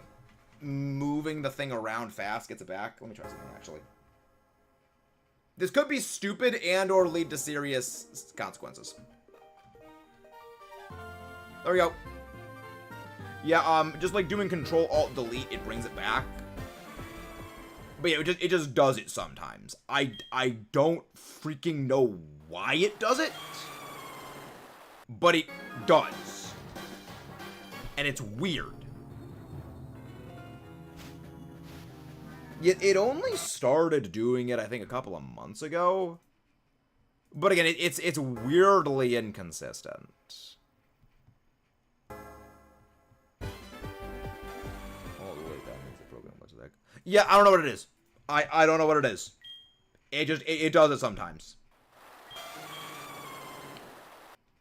It just does it sometimes, and I don't know what it does or why it does it, but it does do it sometimes.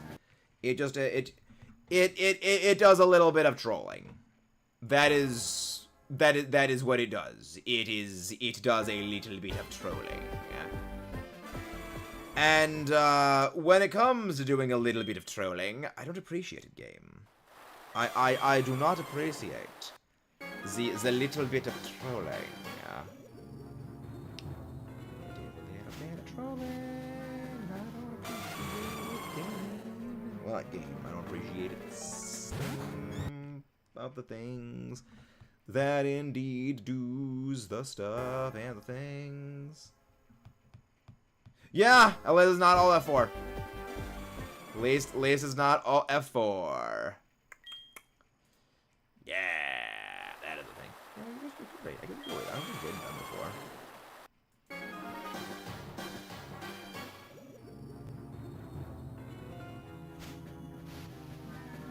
I guess we could go raid someone who is who's doing a little bit of Banjo Kazooie. I guess we could go raid them.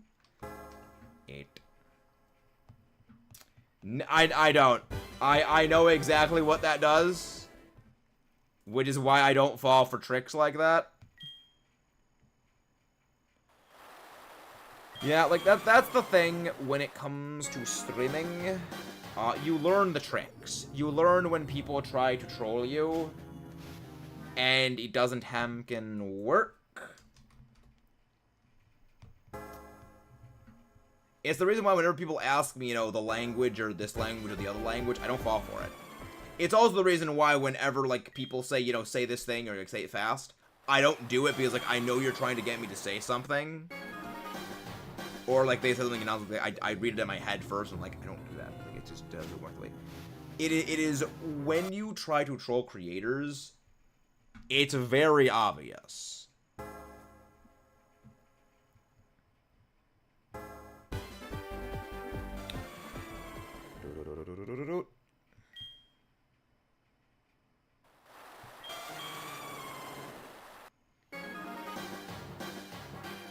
Findo or Fido.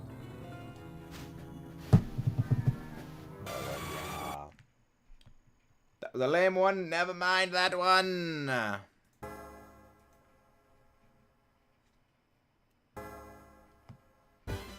But yeah, no, after this ends off, I'm gonna be finishing the Rodan video. I need to get working on that.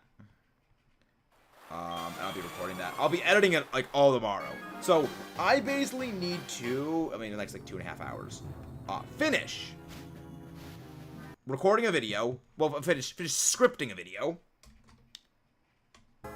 Then start and finish editing it. All of that within like the next 24 hours. I mean, I can do that. I mean, I've done more and less.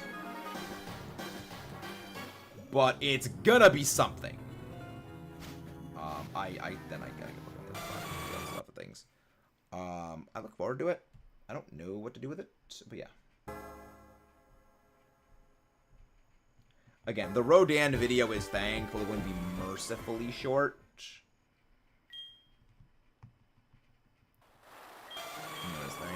Mercifully short.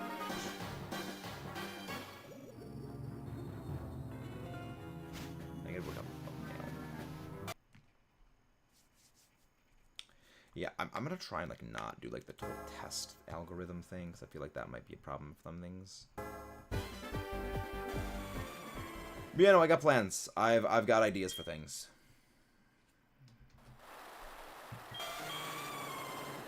I've got ideas. 5. No Lugia. What do you think Lugia is based on?